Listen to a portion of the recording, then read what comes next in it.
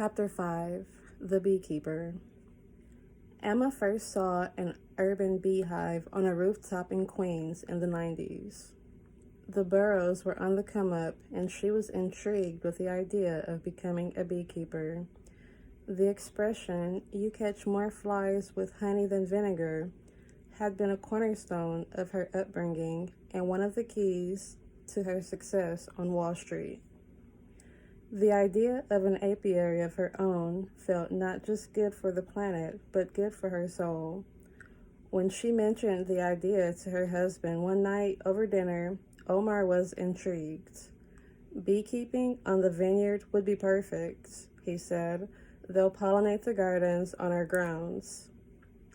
It was years before Google was a thing, so that Saturday, Omar headed off to the New York Public Library. Emma kissed him on the lips in front of their apartment building and went off to shop for dinner. Omar strolled from their Central Park apartment to Bryant Park. He always got a thrill when he stood in front of the main branch of the library. With the stone statues of lions as sentries out front. The library was massive and impressive, with its marble fixtures, ornate detailing, and dark wood walls. It was second in size only to the Library of Congress. He spent the whole afternoon doing research. While Omar was at the library, Emma walked over to 2nd Avenue on the Upper East Side to Schaller and Weber, the best butcher in the city. When she walked in, Leo, the head butcher, called out to her over the long line of customers that crowded the store. "Bonjour, Madame Tanner. We'll be right with you." "Bonjour, Leo. I'm in no rush. Take your time." When she got to the front of the line, she blew Leo a kiss. "How are the wife and kids? Everyone good?" Leo threw his arms wide open and looked up at the sky. "Thank God, Madame Tanner. We are good, and we thank God." "What are you making tonight?" "Jambalaya." Leo beamed. "Someday I will taste your cooking, Madame Tanner. So you would need some tasso. We've got the perfect piece. Just allow us to dice it for you." As he walked to the back, Emma remembered how her grandmother made tasso back home in New Orleans. They would drive out to the Covey family farm, and her grandmother would buy a whole pork shoulder. She'd cure the meat with salt and sugar, then season it with herbs and spices, going heavy on garlic and red pepper. Then she would hardwood smoke it in the little shed in the back of the house. She thanked Leo when he handed her the tasso. It wasn't the same as shopping from a farm and smoking it yourself, but she liked knowing the people she bought her meat from, liked knowing that they knew her too. That evening, as she put the final touches on the jambalaya, Omar returned from the library. He held up a book, The ABC and XYZ of Bee Culture, some bedside reading. Emma put the pan on a trivet on the dining table and set the table with her favorite dishes. In one day, Omar had become a bee expert, and he started explaining the intricacies of that part of the insect world. "It's also interesting," he said. "There are records on beekeeping up and down the Nile River in ancient Egypt. Exodus 3:8 refers to Canaan as the land of milk and honey. We're talking 2000 BC. Did you know that 90% of all plants rely on pollinators like bees, birds, bats, and butterflies to survive? There's a reason they call it the birds and the bees. They're intrinsic to our survival." Emma smiled. "That's fascinating, honey." Omar looked as excited as a kid who'd just been handed a very elaborate Lego set. Oh, we'll get to the honey, he quipped. Bees are such a huge part of the grand design of this planet. You have no idea.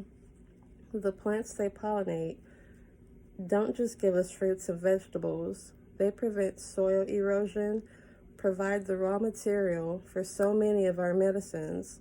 It just goes on and on. How many flowers do you think a bee can hit in one day? I'm going to guess a lot. Give me a number. 800. More. 1,000. Omar shook his head. 2,000. Can you believe it? Now, this is going to blow your minds. How much do you think crops pollinated by honeybees contribute to the U.S. economy? Emma served Omar an extra helping of jambalaya. He hadn't even noticed he'd cleaned his plate. It's a big number. 100 million. Omar gave her a look. You know I'm a bad guesser, Emma said. Okay, I'll tell you, Omar said, tearing into his second helping of jambalaya. 15 billion. Bees are directly related to $15 billion worth of crops for American farmers. Billion? Wow. Emma was impressed. Do you know that in 1940, the year I was born, there were twice as many bee colonies in the U.S. than there are today? We've gone from more than 6 million bees to just 3 million today. Sounds like we're going to build ourselves a hive, Emma said. I'll do all the work. Thank you, baby. One thing Emma always loved about Omar was that he was a doer. He smiled and said, but the first thing we need to do is get tested to make sure that we don't have a deadly bee allergy. When they went up to open the house on the Bluffs that May, Omar had the trunk packed to the gills with all the supplies he needed to build a home for the bees that would be arriving soon on the island. Omar hadn't heard of or seen any other beekeepers on the Bluffs, but Emma and Omar were used to being first and onlys.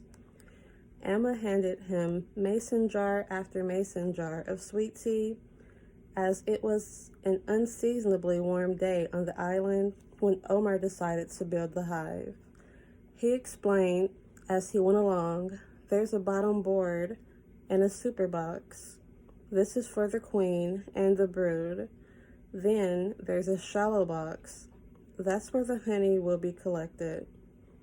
There's an outer cover and an entrance reducer to keep the hive warm in the winter. The day the bees arrived in the mail was like Christmas. Their mail carrier, a woman named Dolores, handed them over like they were explosive.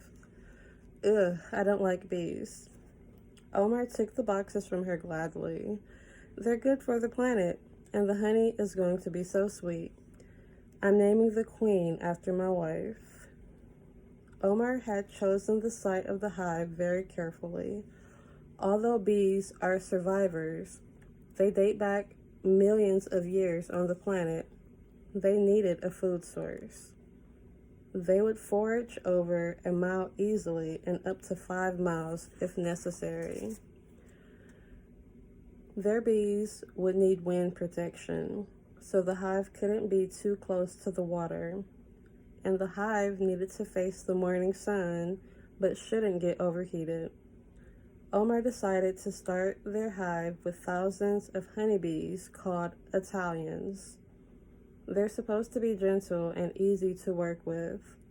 I've read that beekeeping can be hard work. The bees must be able to work in almost perfect harmony for a hive to be successful.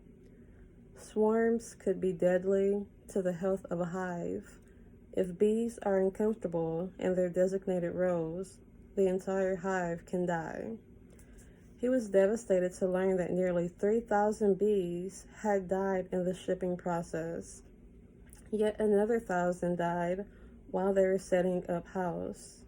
"I'm so frustrated," he said to Emma, after the bees had been in their hives for a few days. "There are bees dying every day. The queen comes separately in her own cage."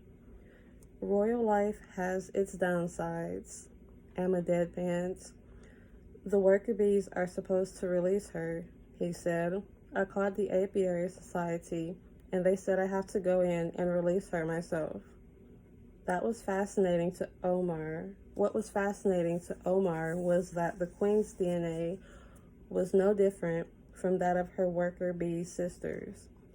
The only difference was environmental.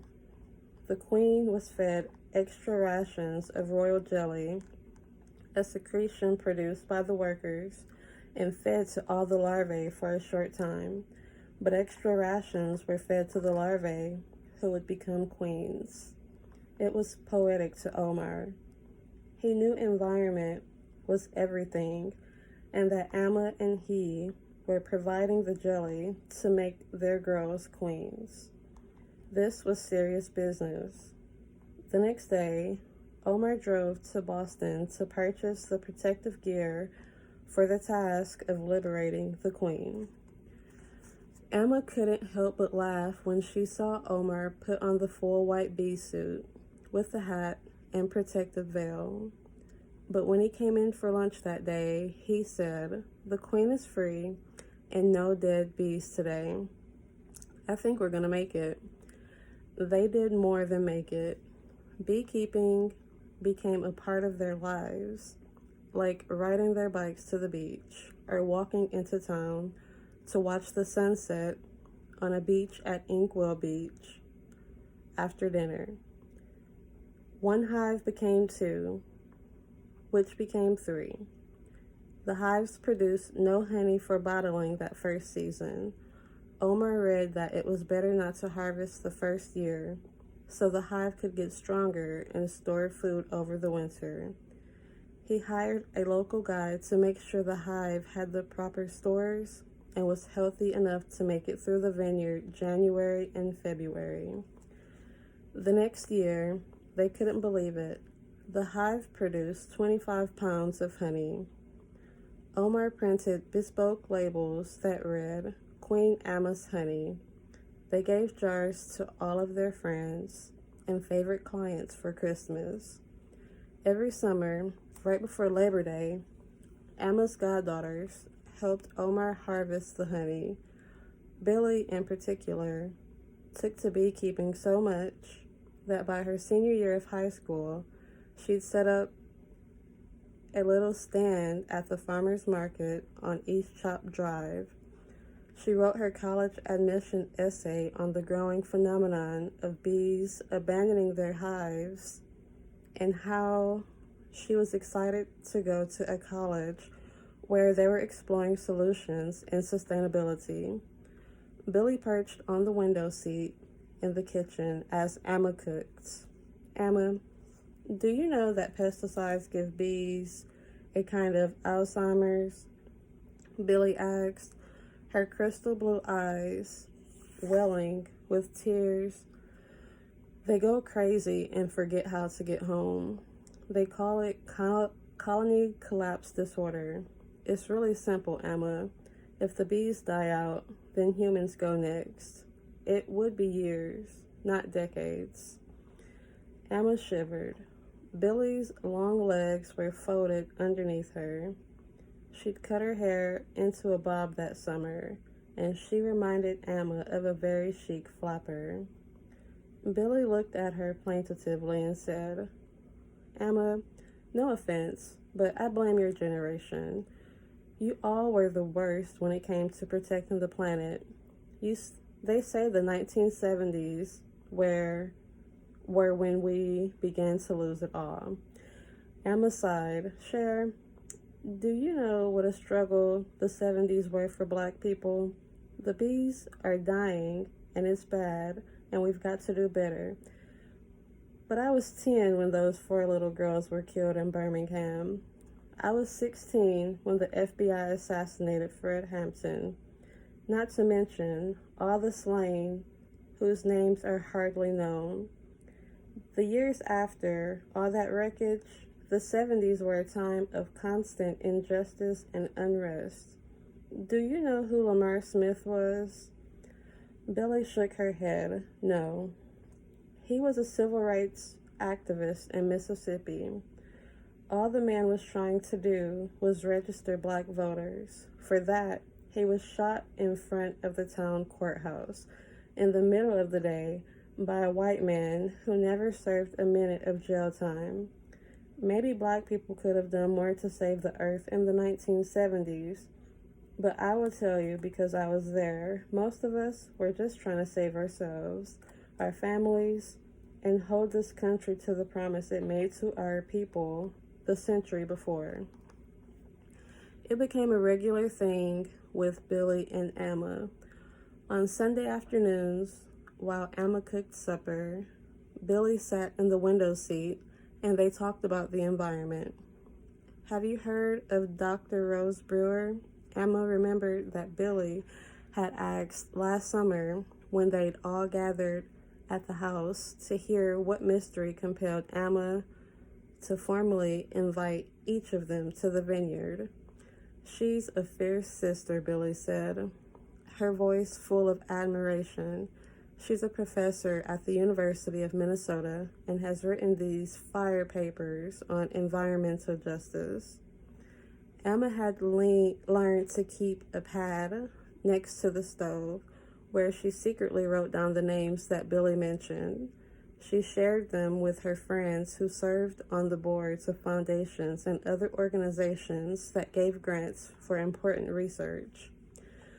Emma was making a court bouillon, a New Orleans seafood stew that was the Big Easy's take on bouillabaisse. The kitchen filled with the smell of seafood simmering in a rich, garlicky tomato broth. Billy was grown, but Emma could see the girl she was as she sat there, cross-legged by the bay window that looked out onto the sea. Joan Didion once wrote, "I've already lost touch with a couple of people I used to be." Emma didn't know it until the girls came into her life, but that was the glue that made family, at least her family, so powerful. We sometimes forget who we were, but the ones who have journeyed with us longest, our parents, our siblings, they remember. They always see not just who we are, but all the selves we used to be.